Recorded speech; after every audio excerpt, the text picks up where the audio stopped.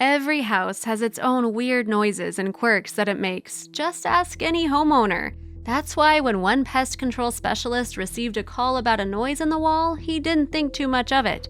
However, as soon as he removed a brick from the wall, he got a surprise that he wasn't expecting at all.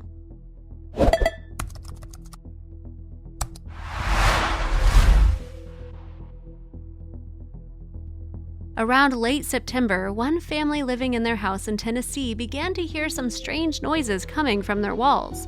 They couldn't quite understand what the noise was, and so they assumed that an animal had possibly gotten stuck. After all, it's not that much of an uncommon occurrence.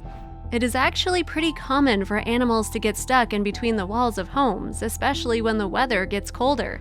However, as the months passed by, the noises didn't seem to go away. The homeowners were beginning to get worried as the noises only got worse. That's when the family came to the conclusion that it had to be an insect problem. They then decided to invest in a DIY bug bomb and deployed it in the walls. At that point, they thought for sure that they had gotten rid of the noise problem. However, the bug bomb didn't seem to fix the problem at all. The noise was still lingering in the walls, and the family decided that at this point that they needed to call a professional. So the family called up pest control specialist David Glover. David felt quite confident that if there were any bugs, that he would be able to get them out. After all, David has had years of experience in getting rid of rodents. However, nothing could have prepared him for what he would soon discover in the walls. As David was looking around the house, he soon discovered a weep hole, a small opening that allows water to drain from. Then he discovered another small gap between the kitchen window and the brick. He figured that those openings could have been an entry point for an animal. David decided that in order to get an idea of what was lodged in the wall, that he would use his infrared camera. The camera is able to pick up on heat, which would allow David to see what is hiding in the walls. However, when David got back the images, he was shocked by the size of whatever was hiding in their home.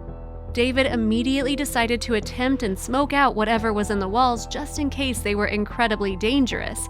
He also began to put out some natural insect repellent to prevent them from escaping to other parts of the walls. While the insects were stunned by the gases, David decided to continue to open up the weeping hole some more. As he removed the brick, his suspicions were immediately confirmed. You won't believe what he found inside the wall. As David removed the brick, he realized that the intruders in the house were a hive of busy honeybees. The honeycomb was enormous, and David knew that this was going to be a difficult removal. He knew this wasn't going to be easy at all. As David continued to remove each layer of brick, he only began to get more and more overwhelmed. Each layer only revealed more and more of the beehive. It seemed as if the beehive was never ending. David continued to remove layer after layer of bricks. Soon he had managed to remove 5 whole layers. When he finally saw just how massive the beehive was, he couldn't believe his eyes. It almost didn't feel real.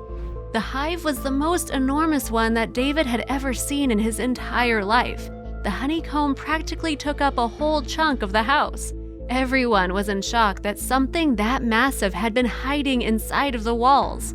As David began to inspect the situation, he noticed that the honeycomb had 13 capped queen cells, each with a separate virgin queen bee. It was obvious to David that this honeycomb wasn't just taking up space, it was continuing to expand more and more. As David continued to look through, he noticed that there was a large number of dead bees on the left-hand side.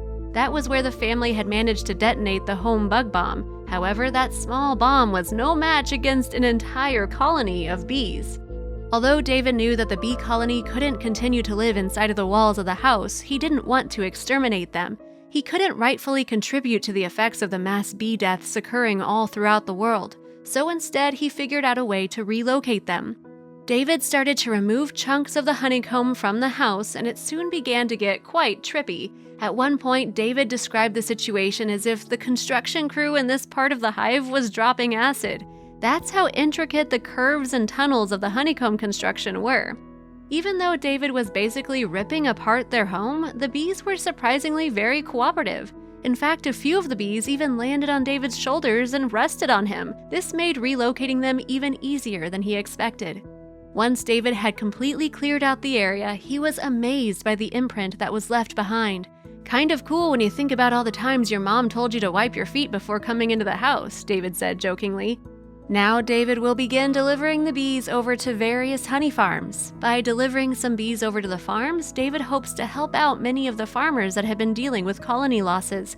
After all, bees are an essential part of our ecosystem.